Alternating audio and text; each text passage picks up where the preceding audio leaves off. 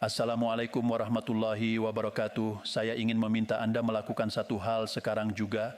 Berhenti sejenak, benar-benar berhenti. Bukan hanya berhenti sebentar, lalu pikiran tetap melayang kemana-mana. Bukan hanya berhenti sambil tetap menggulir layar, tetapi berhenti sungguhan. Kalau saat ini Anda sedang makan, letakkan dulu sendok itu. Kalau Anda sedang rebahan sambil memegang ponsel, duduklah sebentar. Tarik napas pelan-pelan, rasakan tubuh Anda, rasakan detak jantung Anda. Karena apa yang akan saya sampaikan hari ini bukan konten biasa, bukan hiburan kosong, bukan cerita motivasi yang terdengar manis, sebentar lalu hilang begitu saja setelah layar dimatikan. Ini adalah informasi yang bisa sangat menentukan. Informasi yang jika Anda abaikan bisa saja suatu hari nanti Anda menyesal karena terlambat tahu, terlambat siap, atau terlambat melindungi sesuatu yang sebenarnya menjadi hak Anda sendiri. Coba bayangkan satu pagi yang sangat biasa. Anda bangun seperti hari-hari sebelumnya, mungkin mata masih berat, mungkin tubuh masih terasa lelah, mungkin pikiran sudah lebih dulu dipenuhi, tagihan listrik, cicilan, kebutuhan dapur, biaya obat, uang sekolah anak, atau kebutuhan lain yang tidak pernah berhenti datang. Anda mengambil ponsel dari samping tempat tidur, membuka layar dengan mata yang masih silau, lalu seperti kebiasaan banyak orang, Anda mengecek notifikasi WhatsApp, pesan dari keluarga, grup kantor, atau mungkin sekadar promosi dari bank. Lalu tanpa sengaja Anda membuka aplikasi rekening atau melihat notifikasi saldo, tiba-tiba ada angka yang membuat dada Anda berdegup lebih cepat. Angka yang selama ini mungkin tidak pernah Anda bayangkan bisa muncul di rekening Anda. Bukan pinjaman, bukan salah transfer, bukan uang titipan orang lain, tetapi hak Anda. Hak yang sebenarnya sudah lama melekat pada pengabdian Anda. Hak yang selama ini mungkin tertahan, tertunda, atau belum benar-benar Anda pahami. Pertanyaannya, apakah Anda tahu hak apa yang sedang saya bicarakan? Apakah Anda termasuk orang yang berhak menerimanya? Apakah orang tua Anda, pasangan Anda, saudara Anda, atau kakek nenek Anda termasuk penerima hak itu? Dan yang lebih penting dari semua itu, apakah Anda sudah siap agar hak yang datang itu tidak berubah menjadi musibah? Karena saudara-saudaraku, uang yang datang tanpa kesiapan seringkali tidak menjadi berkah, tetapi menjadi ujian. Uang yang masuk tanpa pengetahuan bisa menjadi pintu masuk bagi penipuan. Uang yang cair tanpa rencana bisa habis begitu saja, meninggalkan penyesalan panjang. Dan uang yang datang di tengah keluarga yang belum siap bisa menjadi sumber pertengkaran yang menyakitkan. Hari ini saya ingin berbicara tentang sesuatu yang sudah lama menjadi luka diam-diam bagi jutaan orang. Luka yang tidak terlihat dari luar, tidak berdarah, tidak membuat orang lain langsung tahu bahwa kita sedang menderita. Tetapi luka itu terasa setiap bulan, terasa setiap tanggal muda ketika gaji atau pensiun masuk, lalu dalam hitungan hari sudah habis untuk kebutuhan pokok. Terasa ketika daftar belanja harus dipotong satu persatu.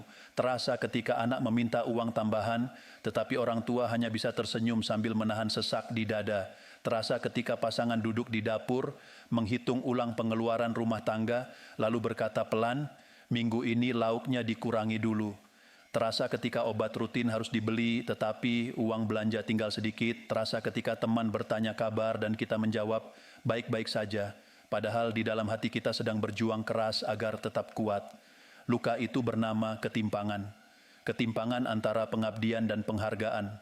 Ketimpangan antara kebutuhan hidup yang terus naik dengan penghasilan yang terasa jalan di tempat. Selama bertahun-tahun, banyak aparatur sipil negara, prajurit TNI, anggota Polri, dan para pensiunan hidup berdampingan dengan keadaan ini. Ada yang masih aktif bertugas di daerah jauh, mengurus pelayanan masyarakat dengan fasilitas terbatas, tetapi tunjangannya belum cukup untuk menutup kebutuhan keluarga. Ada yang pensiun dengan pangkat terhormat, pernah memakai seragam dengan penuh kebanggaan, tetapi di masa tua uang pensiunnya hanya cukup untuk beras, listrik, dan sedikit obat. Ada yang setiap bulan tetap bekerja keras, tetapi kebutuhan rumah selalu lebih besar daripada gaji yang masuk. Maka kabar yang ingin saya sampaikan hari ini bukan sekadar kabar tentang angka, bukan sekadar kabar tentang kenaikan, bukan sekadar kabar tentang rapel. Ini adalah kabar tentang hak, kehati-hatian, dan kesiapan. Karena berdasarkan narasi kebijakan yang banyak diperbincangkan, Peraturan Presiden Nomor 79 Tahun 2025 disebut sebagai dasar penting yang berkaitan dengan penyesuaian penghasilan bagi ASN, TNI, Polri, dan pensiunan. Dokumen ini disebut telah ditandatangani oleh Presiden Prabowo Subianto pada 30 Juni 2025 dan dikaitkan dengan kerangka anggaran negara. Artinya, ini bukan sekadar pembicaraan ringan yang muncul di grup WhatsApp, bukan sekadar rumor warung kopi, dan bukan sekadar janji manis tanpa dasar. Namun justru karena kabar seperti ini menyangkut uang dan harapan banyak orang, kita semua harus lebih cerdas, lebih waspada, dan tidak mudah menelan informasi tanpa mengecek sumber resmi. Saya tahu sebagian dari Anda mungkin langsung berpikir, sudah sering dengar kabar seperti ini, tahun lalu juga katanya ada kenaikan, sebelumnya juga ada kabar rapel, ujung-ujungnya tidak jelas. Saya memahami rasa skeptis itu. Saya tidak menyalahkan Anda. Bahkan saya menghormatinya karena memang sudah terlalu sering masyarakat kecil diberi harapan, lalu dibiarkan menunggu tanpa kepastian yang jelas. Sudah terlalu sering judul-judul besar membuat orang berharap, tetapi setelah dicek, ternyata tidak seindah yang dibayangkan. Namun kali ini, yang paling penting bukan hanya bertanya apakah uang itu cair atau tidak, melainkan apakah Anda tahu bagaimana melindungi diri ketika isu pencairan itu beredar luas. Karena pada saat masyarakat menunggu uang besar, para penipu juga ikut menunggu. Pada saat para pensiunan berharap haknya masuk rekening, para pelaku kejahatan mulai menyusun cara untuk mengambil keuntungan dari kebingungan dan kelengahan. Mari kita bicarakan pelan-pelan siapa saja yang disebut masuk dalam kelompok penerima manfaat kebijakan seperti ini. Kelompok pertama adalah ASN pemerintah pusat. Mereka adalah pegawai negeri sipil yang bekerja di kementerian dan lembaga. Mereka yang setiap hari duduk mengurus berkas, membuat laporan, melayani masyarakat, mengelola data, menjaga administrasi negara agar tetap berjalan. Mereka juga termasuk tenaga kesehatan, guru, dosen, penyuluh, pegawai teknis, dan berbagai profesi lain yang berada dalam struktur pemerintahan pusat. Banyak dari mereka bekerja bukan hanya dengan tenaga, tetapi juga dengan kesabaran panjang. Tidak semua terlihat di layar televisi, tidak semua mendapat pujian, tetapi roda pelayanan negara berjalan karena ada mereka. Kelompok kedua adalah ASN pemerintah daerah. Inilah kelompok besar yang tersebar dari provinsi, kabupaten, hingga kota. Ada guru sekolah negeri, pegawai dinas, staf kecamatan, tenaga teknis, petugas pelayanan publik, dan berbagai aparatur lain yang setiap hari bertemu langsung dengan masyarakat. Mereka sering menjadi wajah pertama pemerintah di mata rakyat. Ketika masyarakat mengurus surat, izin, bantuan, data kependudukan, atau layanan daerah, merekalah yang berdiri di depan. Banyak dari mereka juga merasakan perbedaan fasilitas dan kesejahteraan antara daerah satu dengan daerah lain. Ada yang bertugas di kota besar, ada yang di pelosok, ada yang harus menempuh perjalanan jauh setiap hari hanya untuk sampai ke kantor atau tempat tugas. Kelompok ketiga adalah TNI dan Polri. Para prajurit dan anggota kepolisian yang bekerja dalam risiko berbeda. Ada yang menjaga perbatasan, ada yang bertugas di daerah rawan, ada yang berjaga malam saat keluarga lain sedang tidur, ada yang harus siap dipanggil kapan saja. Mereka juga memiliki keluarga, kebutuhan rumah, anak-anak yang harus sekolah, orang tua yang harus dirawat, dan masa depan yang harus dipikirkan. Karena itu, ketika ada kebijakan penyesuaian penghasilan, tidak boleh dipahami seolah-olah hanya untuk satu kelompok saja. Pengabdian kepada negara hadir dalam banyak bentuk, banyak seragam, dan banyak medan tugas. Kelompok keempat adalah para pensiunan. Dan setiap kali kita bicara tentang pensiunan, rasanya hati ini harus lebih lembut. Karena mereka adalah orang-orang yang sudah memberikan masa muda, waktu, tenaga, dan pikiran untuk negara. Banyak dari mereka pernah bertugas ketika fasilitas belum secanggih sekarang. Banyak yang menempuh jalan jauh, bekerja dengan mesin ketik, berkas manual, atau kondisi lapangan yang berat. Setelah puluhan tahun mengabdi, mereka kini berada di masa yang seharusnya tenang. Namun, kenyataannya, tidak sedikit pensiunan yang masih harus menghitung uang belanja dengan sangat hati-hati. Ada yang menunda membeli obat, ada yang menunda memperbaiki rumah, ada yang tetap membantu anak cucu meski uang pensiunnya sendiri terbatas. Karena itu, ketika ada kabar rapel atau penyesuaian, para pensiunan menjadi kelompok yang paling berharap tetapi juga paling rentan. Pensiunan tidak perlu mudah percaya kepada siapapun yang mengaku bisa mempercepat pencairan. Tidak perlu panik jika ada orang menelepon mengatasnamakan bank atau taspen. Tidak perlu menyerahkan data pribadi kepada siapapun. Untuk pensiunan, dana resmi biasanya masuk melalui rekening yang selama ini digunakan untuk menerima pensiun bulanan sesuai prosedur dan data yang tercatat. Jika ada perubahan, verifikasi harus dilakukan melalui kanal resmi. bukan melalui link sembarangan, bukan melalui nomor WhatsApp yang tidak jelas, dan bukan melalui orang yang datang ke rumah membawa janji manis. Ada pula kelompok yang sering terlupakan, yaitu ahli waris dari pensiunan yang telah meninggal dunia setelah kebijakan berlaku, tetapi belum sempat menerima haknya. Dalam kondisi seperti ini, hak tersebut tidak boleh dianggap hilang begitu saja. Namun prosesnya tentu membutuhkan dokumen yang benar, surat kematian, identitas ahli waris, surat keterangan ahli waris, dan dokumen lain sesuai ketentuan. Disinilah keluarga harus siap. Jangan menunggu sampai terjadi masalah baru mulai mencari berkas. Jangan menunggu sampai saudara bertengkar baru membicarakan hak. Jangan menunggu sampai ada pihak luar memanfaatkan kebingungan keluarga. Bicarakan dengan baik, simpan dokumen penting dan dampingi orang tua yang pensiunan agar mereka tidak sendirian menghadapi urusan administrasi. Sekarang kita masuk pada pertanyaan yang paling membuat banyak orang penasaran. Berapa jumlah yang akan diterima? Saya harus jujur sejak awal. Tidak ada satu angka pasti yang bisa dipukul rata untuk semua orang. Nominal rapel atau penyesuaian tidak sama antara satu orang dan orang lain. Bukan karena kebijakannya tidak jelas, tetapi karena sistem penggajian memang memiliki banyak variabel. Setiap orang punya riwayat golongan, pangkat, masa kerja, status keluarga, dan komponen gaji yang berbeda. Karena itu, jangan langsung percaya jika ada orang berkata semua pensiunan pasti menerima jumlah yang sama. Jangan percaya jika ada yang menjanjikan angka besar tanpa dasar data pribadi yang valid. Perhitungan resmi harus mengikuti sistem dan data yang tercatat. Ada beberapa faktor yang mempengaruhi besaran yang diterima. Pertama adalah gaji pokok. Semakin tinggi gaji pokok seseorang, semakin besar pula selisih kenaikan yang mungkin muncul. Jika kenaikan dihitung berdasarkan persentase, maka angka dasar yang lebih besar akan menghasilkan tambahan yang lebih besar.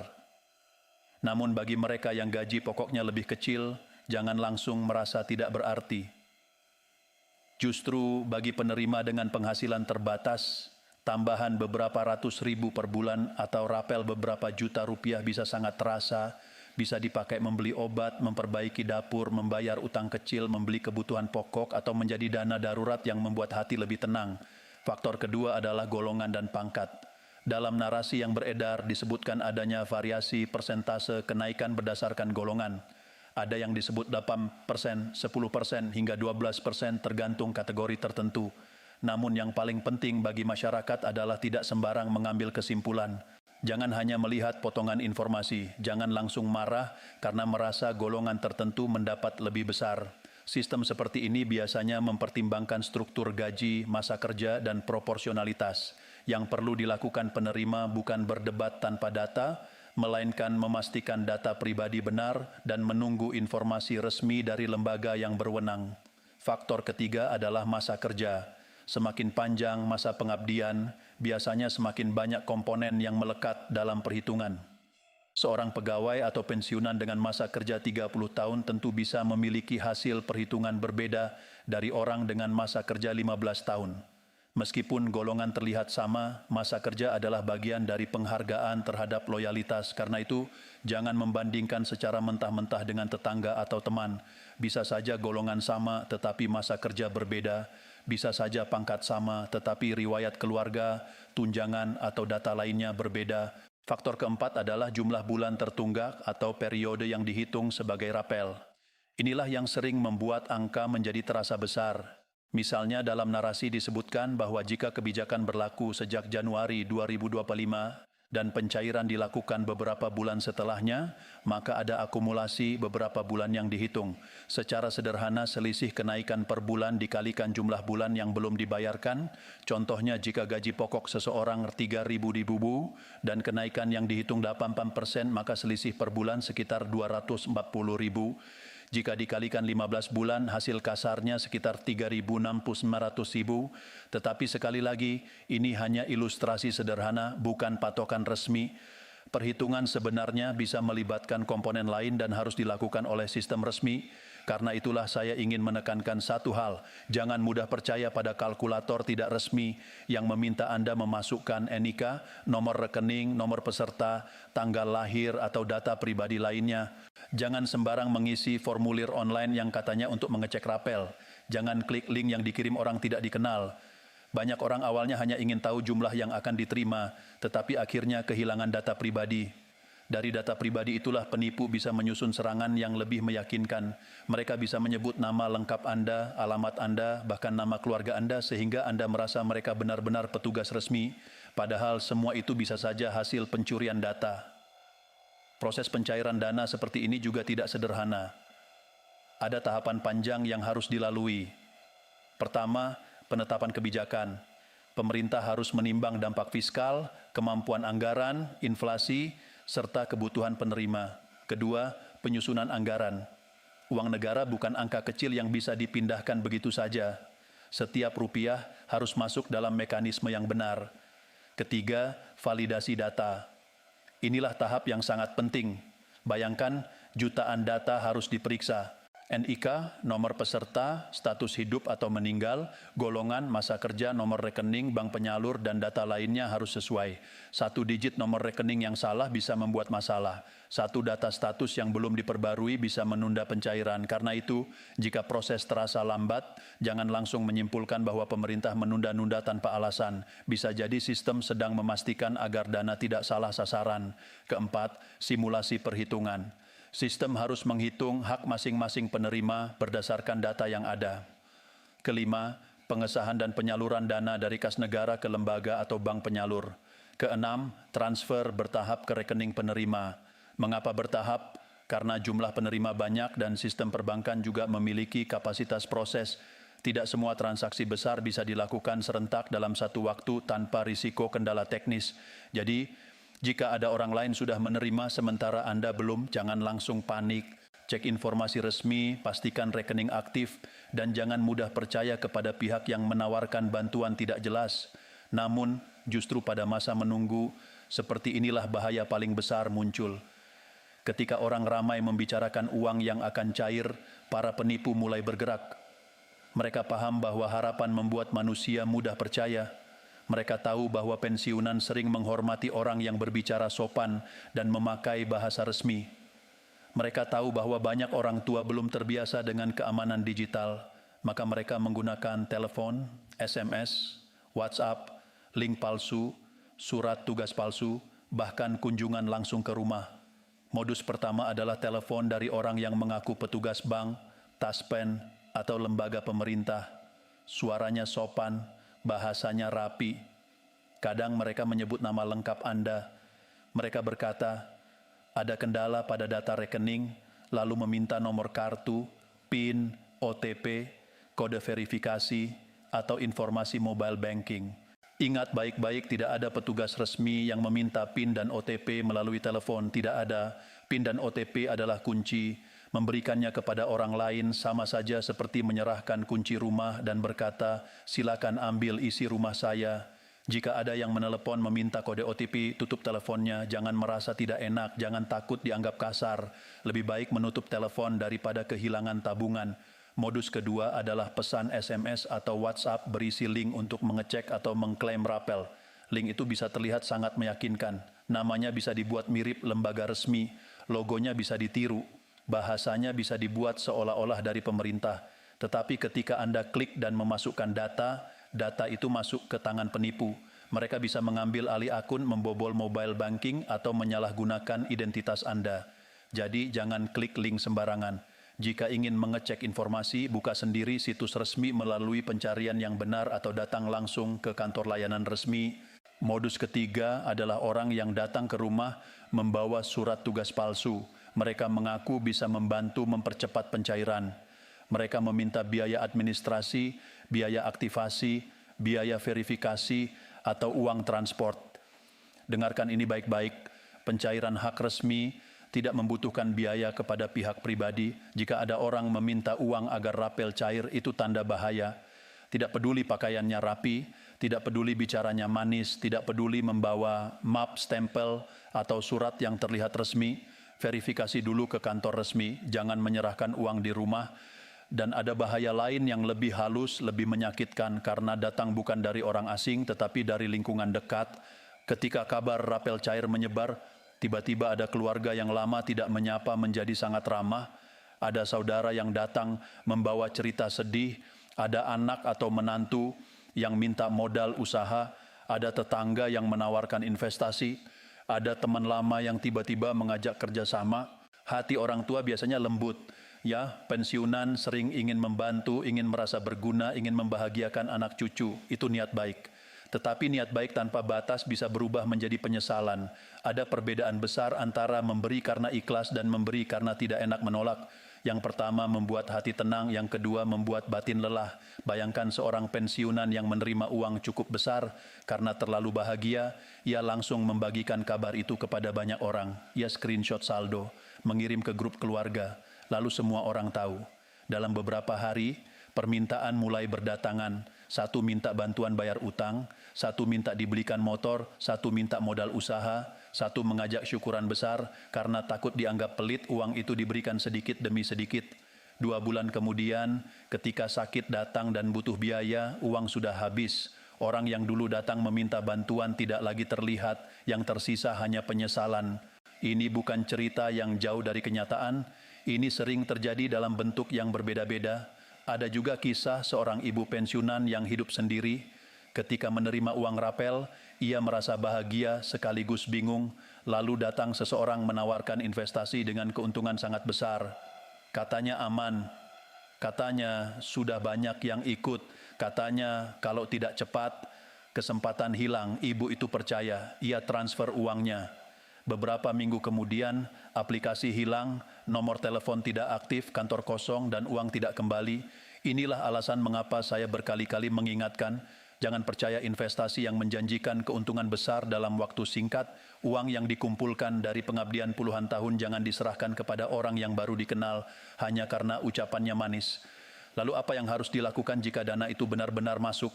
Pertama, jangan langsung menyentuh uang itu selama 3 hari. Ini sederhana tetapi sangat penting. 3 hari pertama adalah masa emosi masih tinggi, Anda mungkin ingin belanja, Anda mungkin ingin memberi, Anda mungkin ingin membuktikan sesuatu kepada orang lain.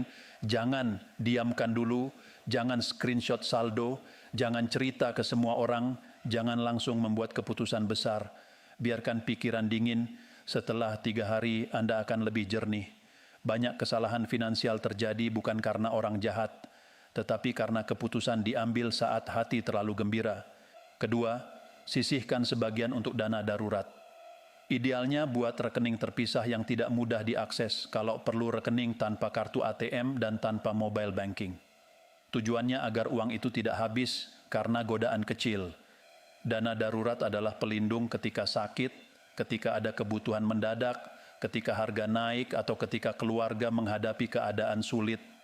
Jangan menunggu musibah baru sadar pentingnya dana cadangan. Bagi pensiunan, dana darurat bukan sekadar uang, itu adalah ketenangan tidur. Ketiga, alokasikan untuk kesehatan. Periksa tekanan darah, gula darah, kolesterol, mata, gigi, jantung, dan kondisi lain yang selama ini mungkin ditunda. Banyak orang lebih rela membeli barang baru daripada memeriksa kesehatan. Padahal kesehatan yang diabaikan hari ini bisa menjadi biaya besar di kemudian hari. Kalau ada obat rutin, pastikan persediaan aman. Kalau ada keluhan lama, periksakan. Uang bisa dicari, tetapi tubuh yang rusak seringkali tidak bisa kembali seperti semula. Keempat, gunakan sebagian untuk kebutuhan pokok dan perbaikan rumah yang mendesak. Tidak perlu renovasi mewah, tidak perlu mengganti semua perabot. Tetapi jika atap bocor, perbaiki. Jika kamar mandi licin dan berbahaya, benahi. Jika pintu tidak aman, ganti kuncinya. Jika dapur sudah rusak, rapikan seperlunya. Rumah yang aman dan nyaman adalah investasi bagi hidup sehari-hari. Bagi orang tua, rumah bukan hanya bangunan. Rumah adalah tempat beristirahat, tempat beribadah, tempat menghabiskan masa tua dengan lebih tenang. Kelima, boleh berbagi tetapi dengan batas. Sedekah itu baik, membantu keluarga itu mulia, membahagiakan cucu itu menyenangkan. Tetapi jangan sampai semua uang habis karena ingin terlihat dermawan. Berilah sesuai kemampuan bukan karena tekanan. Jangan memberi sambil pamer. Jangan merasa harus membuktikan kepada dunia bahwa Anda punya uang. Berkah bukan terletak pada seberapa banyak orang tahu Anda memberi, tetapi pada keikhlasan dan kebijaksanaan Anda dalam memberi. Keenam, jika ingin berinvestasi, pilih yang aman dan resmi. Jangan tergiur keuntungan besar. Jangan percaya trading otomatis yang katanya pasti profit. Jangan percaya deposito tidak masuk akal. Pilih instrumen yang jelas, terdaftar, dan mudah dipahami. bisa berupa deposito bank resmi, emas batangan dari tempat terpercaya, atau produk keuangan yang diawasi lembaga berwenang.